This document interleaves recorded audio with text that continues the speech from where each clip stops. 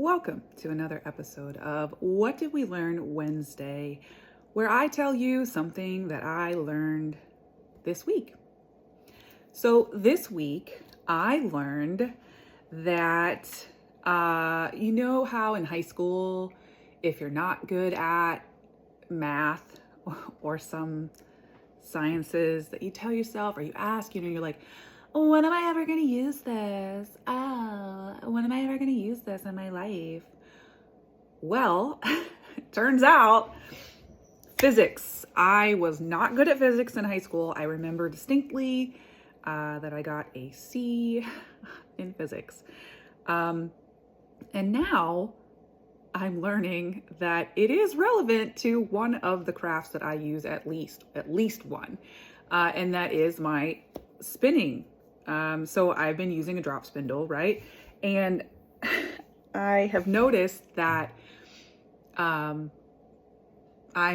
trying to spin a thicker yarn, and it was just really interesting that I finally realized like why I was having a hard time, or, it's just a little bit, it's more challenging to use the drop spindle when you're making a thicker yarn. For me, I guess I can't speak for anybody else because I have no idea. I haven't talked to any other spinners about this, but for me, it's way harder because when you drop, or, when you spin the spindle, maybe you don't know, you probably don't know unless you're a spinner, and then you would. But when you drop the spindle and, you spin it, if you're spinning a thin yarn, it goes for a while and you have a little bit of time, you can draft out the yarn and make yarn, right? With thicker yarn, I cannot wrap my head around exactly why it's happening because I cannot grasp physics. But I understand, I can see what's happening. The observation is happening. The understanding is not entirely there. So anyway, so as I'm spinning it, the yarn is thicker and it only does a few revolutions before it's there's too much resistance or whatever, and it stops spinning, right? So there's a lot more effort in getting the spin, getting enough twist in the yarn to be a good amount of twist in the yarn, right? Which is kind of how the whole, the whole thing works. But when it's a thinner yarn, it's easy to get the right amount of twist in the yarn for me. But the thicker yarn is a lot more challenging because I have to constantly stop and spin, instead of I can mess around and, draft more yarn.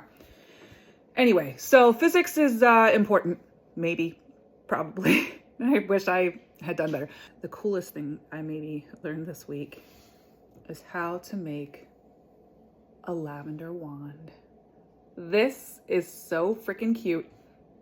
It smells amazing. So I have a neighbor who has some lavender in her yard, and I've been wanting to try this for a week or two. I just saw something about it recently.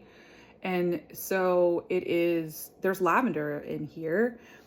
This part is obviously where the flowers are and the head of the lavender, and then this is the stalk. And I wove ribbon through, and there's a whole thing. You can look it up. That's how I learned, by looking it up. And what I couldn't figure out was how to finish it. So I just kind of kept wrapping this ribbon around. I think I maybe wouldn't do that next time, but I just wanted to make one to see kind of what would happen. And I just made it with 11 stalks of lavender. Anyway, it's freaking awesome. I was having a great day weaving it because it smells amazing. And it's just really cute. Look how cute this is. And it smells amazing. It's amazing. So that's what I learned this week.